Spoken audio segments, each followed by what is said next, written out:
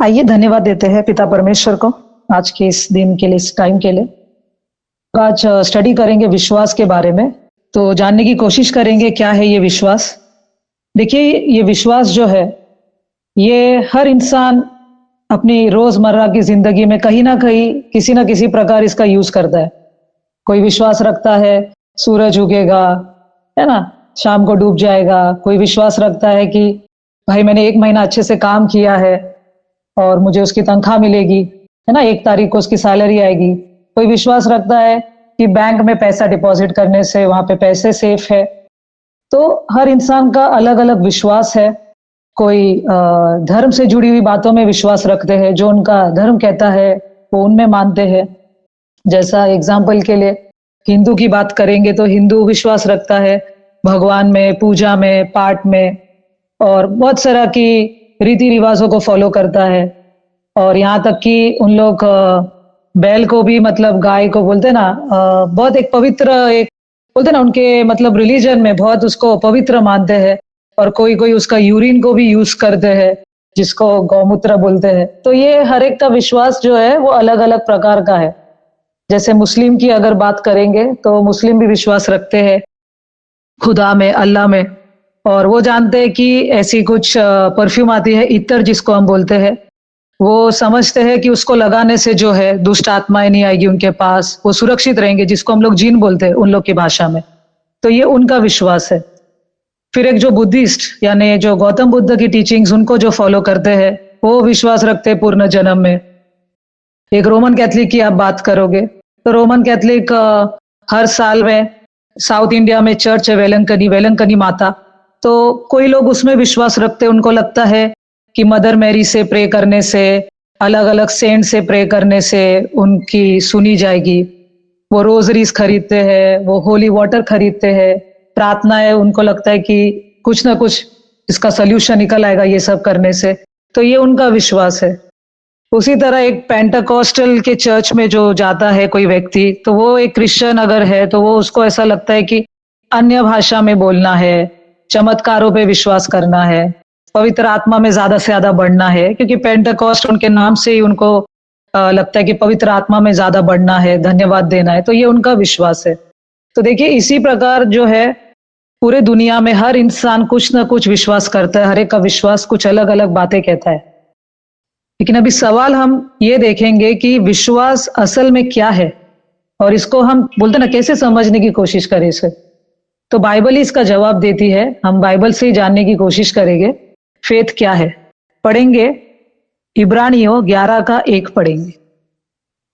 विश्वास तो आशा की हुई वस्तुओं का निश्चय और अनदेखी वस्तुओं का प्रमाण है। देखिए, बाइबल बोलती है विश्वास अनदेखी वस्तुओं का प्रमाण है। तो विश्वास उन चीजों पर विश्वास करता है जो आंख नहीं देख सकती है। जैसे कोई बोलेगा कि एग्जाम्पल के तौर पे परमेश्वर को, हाँ, कोई परमेश्वर को नहीं देख सकता, और फ्लैश में तो बात ही छोड़ दो, कि विश्वास उन चीजों पर आधारित है या उन चीजों के ऊपर बात करता है जो वो आंख नहीं देख सकती है। तो इसमें अभी देखेंगे 3 तरह का विश्वास है। सबसे पहला एक ऐसा विश्वास जो हमको उद्धार की बात सिखाता है, पाप और मौत से बचाने की बात करता है। यानी हर धर्म में अपने अपने उद्धार का, बोलते ना, हर धर्म अपना अपना कुछ ना कुछ प्लान लेकर कुछ बोलता है। कोई बोलता है ऐसे काम करेंगे तो उद्धार मिलेगा, कोई बोलता है ये करने से उद्धार हो जाएगा। तो हर धर्म के अपने अपने प्लान है जो उनकी टीचिंग सिखाती है। जैसा बाइबल की अगर हम बात करेंगे, जो यूहन्ना 3:16 पे विश्वास करता है कि पिता ने जगत से ऐसा प्रेम किया कि अपना इकलौता बेटा दे दिया कि जो कोई उस पर विश्वास करे का नाश ना हो लेकिन अनंत जीवन पाए। तो ये एक साल्वेशन की बात करता है, एक उद्धार की बात करता है कि जो कोई प्रभु पे विश्वास करेगा तो पिता नहीं चाहेगा ऐसा कोई इंसान का नाश हो जाए, लेकिन वो अनंत जीवन पाए। दूसरा है रोजमर्रा की जिंदगी में विश्वास का इस्तेमाल करना। अपने रोज की जिंदगी में कैसे हम बोलते ना, परमेश्वर की ईश्वरीय कृपा के द्वारा उसके बातें जानते हैं, उसकी सुरक्षा रोज मिलती है, उसका मार्गदर्शन मिलता है उसके आध्यात्मिक भोजन के द्वारा। जैसा बाइबल बोलती है ना प्रभु के प्रार्थना में कि हमको आज की रोटी दे, है ना, give us this day our daily bread. तो वो कोई शारीरिक रोटी की बात नहीं कर रहे प्रभु यीशु मसीह, वो बात कर रहे हैं आध्यात्मिक भोजन की, कि रोज हमको तू अपना आध्यात्मिक भोजन दे। ये है रोजमर्रा की जिंदगी का विश्वास। और एक तीसरा जो है वो है कि ऐसा विश्वास जो शिक्षाओं पर आधारित है, कुछ डॉक्ट्रिन्स है, कुछ टीचिंग्स है। और आज तो हम देखते हैं बहुत सारे लोग अलग अलग शिक्षाओं पर विश्वास रखते हैं, जो उनका विश्वास, जो उनके धर्म से जुड़ी हुई बातें हैं वो उनको मानकर चलते हैं। और बहुत सारे आप क्रिश्चियनडम में भी देखेंगे, उनकी भी टीचिंग्स, उनकी भी डॉक्ट्रिन्स अलग ही कहती है। तो यहाँ पे आपको कभी भी कहीं भी हार्मनी नहीं मिलेगी कोई भी इन लोग की टीचिंग्स में। तो ये 3 तरह का विश्वास है जो हर इंसान किसी ना किसी तरह रोज अपनी जिंदगी में इस्तेमाल करता है। लेकिन अभी इससे थोड़ा दूर हटके हम देखेंगे और एक भी तरह का विश्वास है जो सिर्फ बाइबल बताती है। पढ़ेंगे जूद, जो एक ही चैप्टर है उसमें 20वां वचन। पर हे प्रियो, तुम अपने अति पवित्र विश्वास में गट कर पवित्र आत्मा में प्रार्थना करते हुए।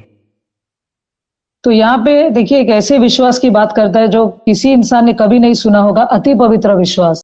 देखिए विश्वास तो हर एक इंसान का कुछ ना कुछ है, लेकिन ये अति पवित्र विश्वास क्या है और क्यों यहाँ पे यहूदा में वो बोल रहे हैं कि इस विश्वास में उन्नति करनी बहुत जरूरी है। तो क्या है ये विश्वास? हम पढ़ेंगे वचन 3 यहूदा। हे प्रियो, जब मैं उस उद्धार के विषय तुम्हें लिखने का हर संभव प्रयत्न कर रहा था जिसमें हम सब सहभागी हैं, तो मैंने यह लिखना और अनुरोध करना आवश्यक समझा कि तुम उस विश्वास के लिए यत्न पूर्वक संघर्ष करते रहो जो पवित्र लोगों को एक ही बार सदा के लिए सौंपा गया था। तो देखिए ये जो अति पवित्र विश्वास है जो पवित्र लोगों को एक ही बार सौंपा गया था, ये आया है सिर्फ और सिर्फ प्रभु यीशु मसीह के द्वारा, है ना, जो पिता का एकलौता बेटा है। तो इसे और अच्छे से समझने की कोशिश करेंगे कि प्रभु यीशु मसीह जब आए इस धरती पर तो अपने साथ क्या लाए वो। पढ़ेंगे जॉन 1:17। क्योंकि व्यवस्था मूसा के द्वारा दी गई, पर अनुग्रह और सच्चाई तो यीशु मसीह के द्वारा पहुंची।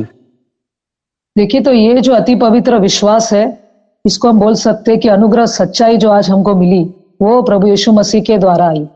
क्या है ये अनुग्रह, क्या है ये सच्चाई जो प्रभु के द्वारा मिली हमको? इसका जवाब हमको मिलेगा इब्रानियों 1 चैप्टर उसका 2 वचन में। इन अंतिम दिनों में हमसे अपने पुत्र के द्वारा बातें की है, जिसे उसने सब वस्तुओं का उत्तराधिकारी ठहराया और जिसके द्वारा उसने संपूर्ण सृष्टि की रचना भी की। तो ये जो अनुग्रह और सच्चाई जो प्रभु यीशु मसीह के द्वारा आज मिली हमको, देखिए ये कोई और कुछ नहीं है, ये परमेश्वर के ही वचन है। मतलब क्या है, प्रभु यीशु मसीह ने जो भी बातें कही ना, प्रभु यीशु मसीह ने कहीं भी अपना लाकर या अपनी बातें नहीं कही, जो उन्होंने पिता से सुना, जो उन्होंने देखी ना, उन्होंने वही बातें सबको शेयर की है। जॉन 3:34 पढ़ेंगे। क्योंकि जिसे परमेश्वर ने भेजा है वह परमेश्वर की बातें करता है, क्योंकि वह बिना किसी नाप के उसे आत्मा देता है। तो बहुत क्लियर है, प्रभु यीशु मसीह खुद बता रहे हैं ये बातें मेरी नहीं है, ये पिता की बातें हैं। और हम जानते हैं ये ट्रूथ क्या है, ये सत्य वचन है जो प्रभु यीशु मसीह जॉन 17:17 में भी बोलते ना, वचन के द्वारा उन्हें पवित्र कर, तेरा वचन सत्य है। तो परमेश्वर की ये बातें, ये परमेश्वर के जो वचन है, यही है वो ट्रूथ जिसके बारे में प्रभु यीशु मसीह बता रहे थे अपने चेलों को। और इसी ट्रूथ के ऊपर वो विश्वास उन्होंने बिल्डअप किया, जिसको हम अति पवित्र विश्वास कहते हैं। तो ये अति पवित्र विश्वास एक ऐसा विश्वास है जो सिर्फ और सिर्फ परमेश्वर के वचन की बातें करता है, जो बाइबल की बातें करता है। मतलब परमेश्वर का वचन ही उसका आधार है। वो कुछ बातें बाहर की नहीं करेगा, कुछ और शिक्षा की बात नहीं करेगा। जो बाइबल कहती है, जो परमेश्वर का मन है, इसी पर वो अति पवित्र विश्वास बनाया गया है। तो अभी सवाल अभी ये आता है कि दुनिया में कितने ऐसे लोग हैं जो सच्चाई को ढूंढते हैं। देखिए बहुत सारे लोग तो बहुत दावा भी करते हैं कि सच्चाई उन्हीं के पास है, वो मानते वही सच्चाई में मतलब बढ़ रहे। लेकिन कोई भी ऐसा व्यक्ति बोलते ना, ऐसा नहीं बोल सकता कि यही ट्रूथ है। खास करके क्रिश्चियनडम की, इन सब की बात करेंगे, उनके टीचिंग्स, उनके डॉक्ट्रिन्स जो कहती है। लेकिन अगर हम विश्वास रखते कि यही सत्य वचन है ना, तो हम बोलते ना इस बात को हम प्रूफ भी कर सकते हैं जो बाइबल हमको सिखाती है। तो बहुत सारे ऐसे लोग हैं आज दुनिया में जो कितने साल से मतलब चर्च में जाते हैं, लेकिन उनको अभी भी बाइबल पे विश्वास नहीं है। बहुत सारे लोगों को ये भी नहीं मालूम है कि बाइबल में कितनी किताबें हैं। तो समझना तो आप छोड़ दीजिए, समझना बाइबल को तो बहुत दूर है, उनको ये भी नहीं पता कि कितनी किताबें हैं। एग्जाम्पल के तौर पे कि बाइबल में जो किताबें हैं पुराने नियम में एस्तर की किताब है, एजरा की किताब है, तीतुस है नए नियम में।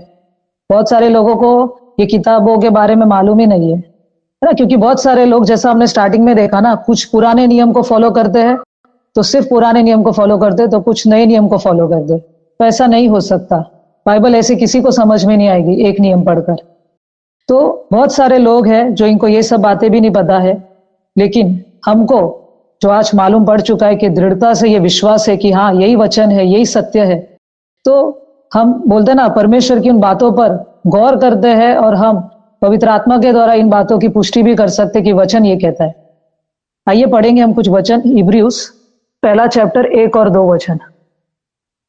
प्राचीन काल में परमेश्वर ने नबियों के द्वारा पूर्वजों से बार बार तथा अनेक प्रकार से बातें करके इन अंतिम दिनों में हमसे अपने पुत्र के द्वारा बातें की है, जिसे उसने सब वस्तुओं का उत्तराधिकारी ठहराया और जिसके द्वारा उसने संपूर्ण सृष्टि की रचना भी की। तो पूर्व युग में जब परमेश्वर ने अलग अलग प्रोफेट्स का इस्तेमाल किया कि पुराने नियम को 1600 साल लगे लिखने के लिए, परमेश्वर ने उस टाइम पे अलग अलग बैकग्राउंड के अलग अलग लोगों का इस्तेमाल किया, उनके द्वारा वो सब पुस्तकें लिखी गई। और अंतिम दिनों में, मतलब नए नियम में, जिसको 100 साल लगे लिखने के लिए, यहूदी युग में, हम जानते हैं ना प्रभु यीशु मसीह जब आए, इजराइल में ही आए थे तभी, तो अंतिम दिनों में न्यू टेस्टामेंट में पुत्र के द्वारा बातें की। और बाद में हम देखते हैं कि कैसे प्रभु यीशु मसीह ने उन 12 प्रेरितों के द्वारा बाकी की जो बातें हैं वो लिखवाई।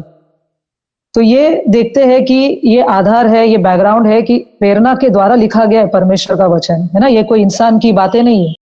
और यही परमेश्वर का वचन जो है 2 भागों में हमको मिलता है।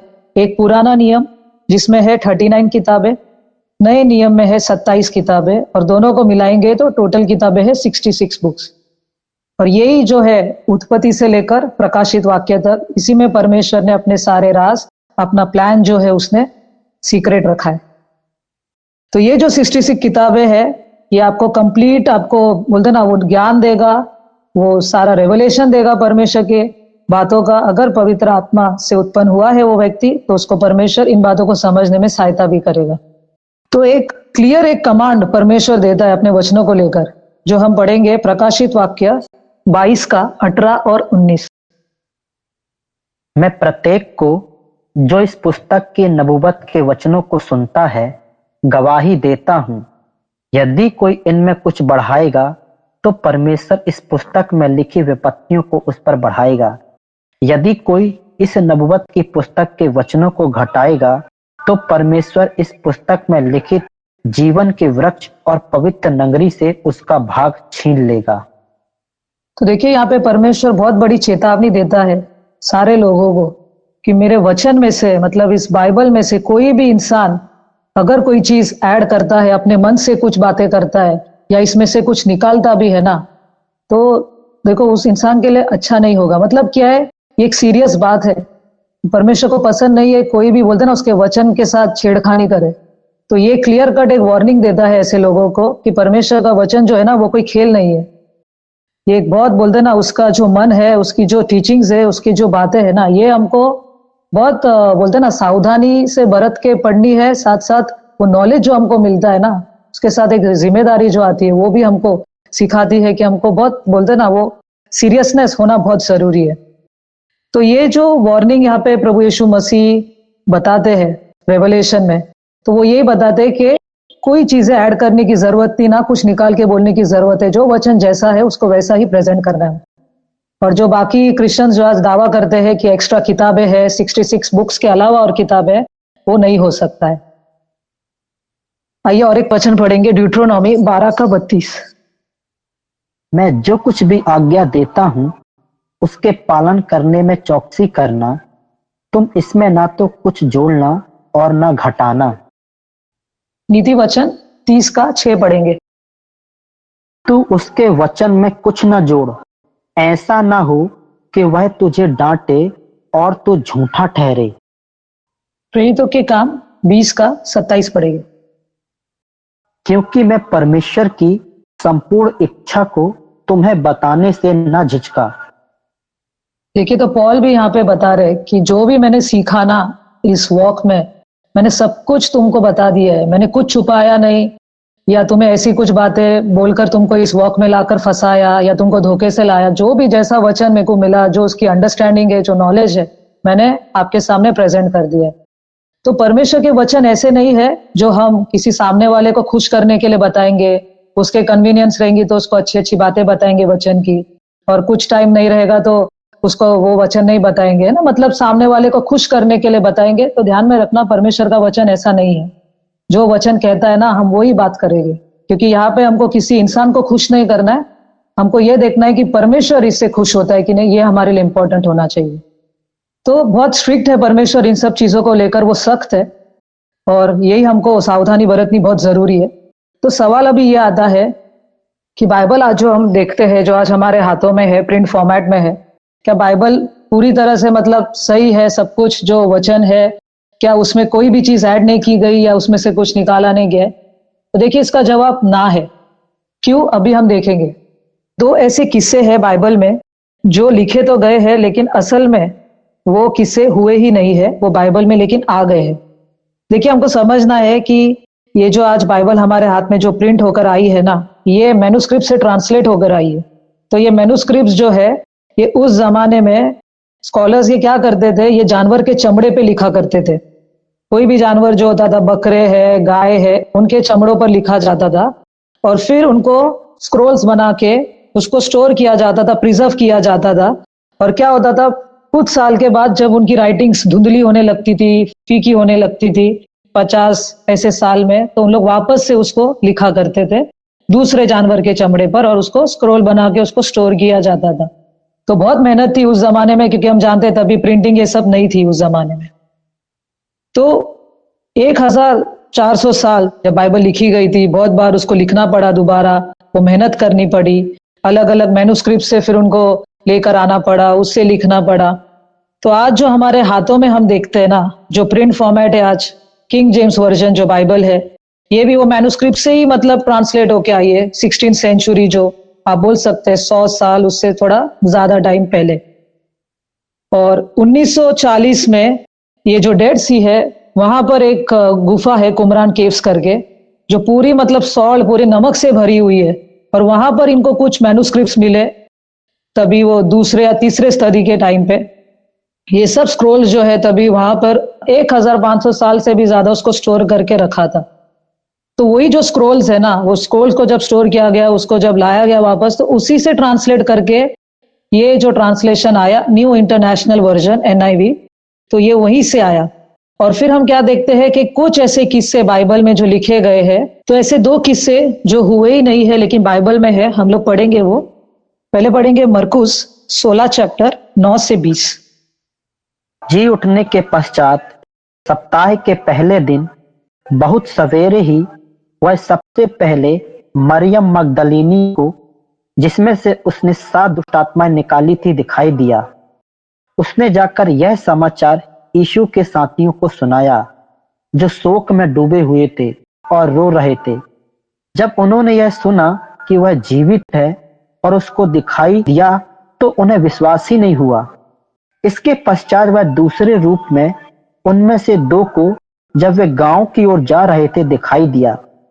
उन्होंने जाकर दूसरों को भी यह सुसमाचार दिया, परंतु उन्होंने भी विश्वास नहीं किया। तत्पश्चात वह उन 11 को भी, जब वे भोजन करने बैठे थे, दिखाई दिया, और उनके अविश्वास और मन की कठोरता पर उनकी भर्त्सना की, क्योंकि उन्होंने उनका विश्वास नहीं किया था जिन्होंने उसके जी उठने के पश्चात उसे देखा था। और उसने उनसे कहा, तुम संपूर्ण जगत में जाओ और सारी सृष्टि को सुसमाचार प्रचार करो। जो विश्वास करे और बपतिस्मा ले, वह उद्धार पाएगा, परंतु जो विश्वास ना करे, वह दोषी ठहराया जाएगा। और विश्वास करने वालों में ये चिन्ह दिखाई देंगे, मेरे नाम से वे दुष्ट आत्माओं को निकालेंगे तथा नई नई भाषाएं बोलेंगे। वे सांपों को उठा लेंगे और यदि वे प्राणनाशक विष भी पी जाएं, तो इससे उनकी हानि न होगी। वे बीमारों पर हाथ रखेंगे और वे चंगे हो जाएंगे। अतः जब प्रभु यीशु उनसे बातें कर चुका, तो वह स्वर्ग में उठा लिया गया और परमेश्वर की दाहिनी ओर बैठ गया। और उन्होंने जाकर सब जगह प्रचार किया और प्रभु उनके साथ काम करता रहा और वचन को उन चिन्हों के द्वारा जो साथ साथ होते थे दृढ़ करता रहा। आइए दूसरा पैसेज देखेंगे, यूहन्ना 7 का 53 पढ़ेंगे और फिर 8 से 11। और सब अपने घर को चले गए, परंतु यीशु जैतून पर्वत पर गया। भोर को वह फिर मंदिर में आया। सब लोग उसके पास आने लगे और वह बैठकर उन्हें उपदेश देने लगा। तब फरीसी और शास्त्री एक स्त्री को लाए जो व्यभिचार में पकड़ी गई थी और उसे बीच में खड़ा किया।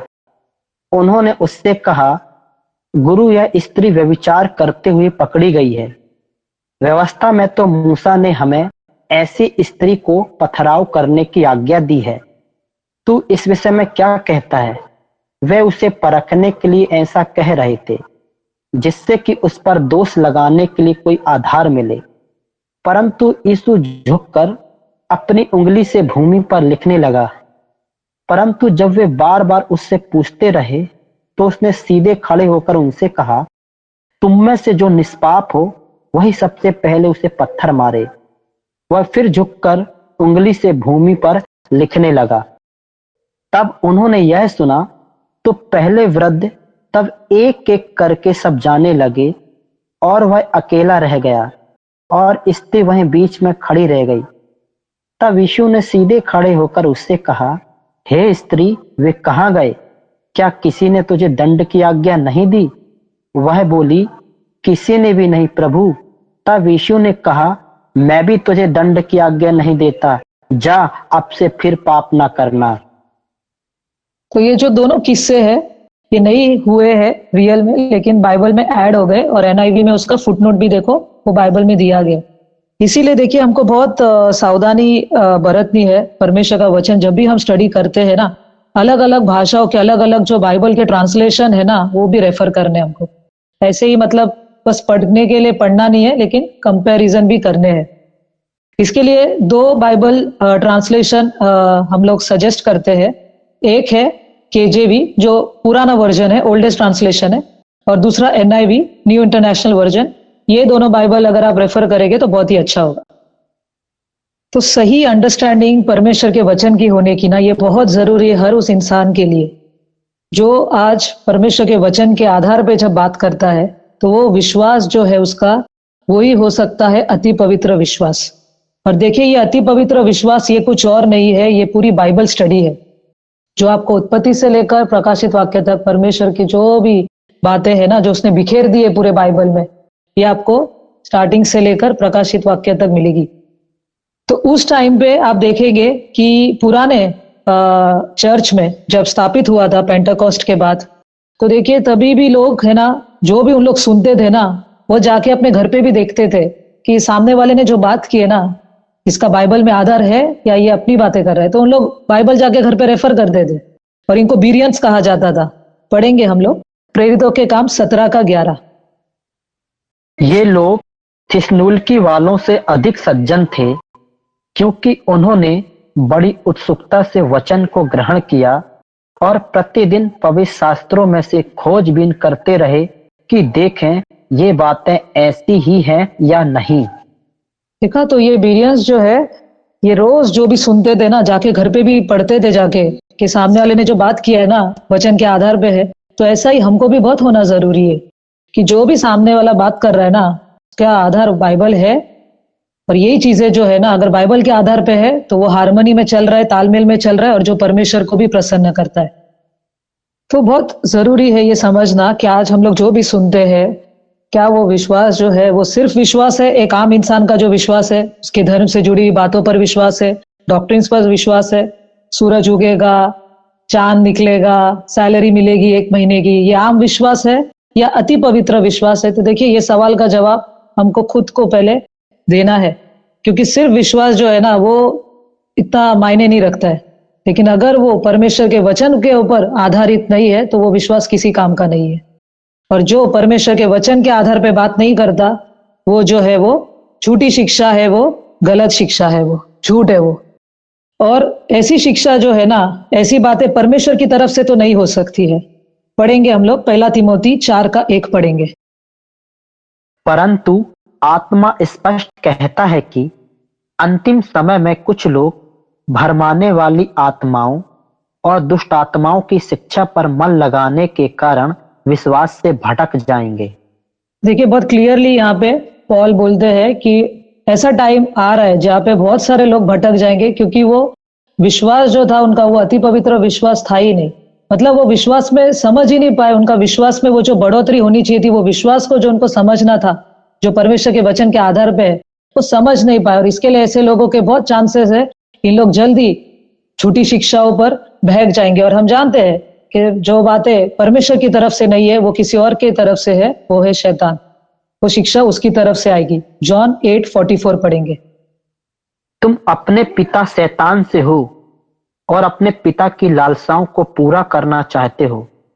वह तो आरंभ ही से हत्यारा है और सत्य पर स्थिर नहीं रहा, क्योंकि सत्य उसमें है ही नहीं। जब भी वह झूठ बोलता तो अपने स्वभाव से ही बोलता है, क्योंकि वह झूठा है और झूठ का पिता है। तो बहुत इंपॉर्टेंट है ये समझना कि हम कौन से डॉक्ट्रिन्स, कौन से टीचिंग्स के बारे में बात करते हैं और किन चीजों पर हम विश्वास करते हैं। वो बातें जो पिता ने हमें दी, प्रभु यीशु मसीह ने दी, या फिर वो बातें जिसका आधार बाइबल है ही नहीं।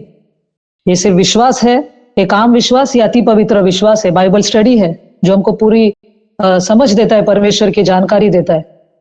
तो बहुत सारी ऐसी और भी चीजें हैं जो आज दुनिया नहीं जानती है। क्रिश्चियनडम की बात करेंगे, उनको भी नहीं पता है। जैसे उन लोग बोलते हैं आत्मा अमर है, आत्मा नहीं मर सकता। तो देखिए क्या ये शिक्षा जो है ये कॉमन है सारे रिलीजन्स में? क्या बाइबल की यही बात करती है? तो इसका जवाब हम आने वाले स्टडीज में देखेंगे। नरक को लेकर बहुत पॉपुलर है ये डॉक्ट्रिन। लोग समझते हैं नरक एक ऐसी जगह है, परमेश्वर हर इंसान को बोलते ना एक अनंत काल की अग्नि में तड़पाएगा। देखिए ये भी जो है ये भी हम सीखेंगे आने वाले क्लास में कि सच्चाई है क्या नरक को लेकर। त्रिनेत्व, ट्रिनिटी, पिता, पुत्र और पवित्र आत्मा, ये तीनों मिलकर एक है। लोग ये भी सोचते हैं, ये भी मानते हैं, क्या ये एक मिस्ट्री है या ये कभी हम लोग समझ नहीं पाएंगे? क्या परमेश्वर को कोई समझ पाएगा? तो ये सब जो भी अभी टॉपिक्स हम पढ़ते जाएंगे ये आपको आने वाले स्टडीज में आपको क्लियर होते जाएंगे। एंटी क्राइस्ट को लेकर, मसीह विरोधी, फिर वो जो नंबर आया प्रकाशित वाक्य में 666, कौन है ये एंटी क्राइस्ट? क्या ये एक व्यक्ति के बारे में बात करता है या ये क्या है? बाइबल क्रोनोलॉजी, कुछ कैलकुलेशंस है जो हमको बताएंगे आदम की सृष्टि से लेकर अभी तक कितना साल हो गया है, इंसान को धरती पर आए कितना वक्त हो गया। और जैसा साइंटिस्ट बताते हैं बहुत अरबों साल हो गए हैं इंसान को बने, और जो टाइम अभी तक आ गया है कितना वक्त हो गया है। फिर शैतान को लेकर कि शैतान कौन है, क्या वो अमर है, क्या वो मर सकता है, कितनी पावर दी गई है उसको, कितना पावरफुल है, क्या है वो, कैसा दिखता है, ये भी आने वाली स्टडीज में हम लोग देखेंगे। फिर प्रभु यीशु मसीह के दूसरे आगमन को लेकर भी बोलते ना, क्या किसी को ये जानकारी मिल पाएगी कि प्रभु यीशु मसीह का दूसरा आगमन हुआ है? फिर चर्च को लेकर कि आज जितने भी हम 750 डिनोमिनेशंस देखते पूरे दुनिया में, अभी तो और उससे कई ज्यादा हो चुके हैं। क्या ये सारे चर्चेस आज जितने भी आज हम दुनिया में देखते हैं, क्या ये सब प्रभु यीशु मसीह की कलीसिया है? अगर है तो क्यों इनमें वो एकता दिखाई नहीं देती, क्यों वो तालमेल नहीं दिखाई देती इनमें? तो ये सब जो सवाल है इसका जवाब हम आने वाले स्टडीज में देखेंगे, उन क्लासेस में करेंगे। ये परमेश्वर का राज्य क्या है? क्या परमेश्वर का राज्य सही में धरती पर आएगा या सिर्फ स्वर्ग में है? तो ऐसे कई और सारे सवाल है जो धीरे धीरे हम लोग देखने की कोशिश करेंगे।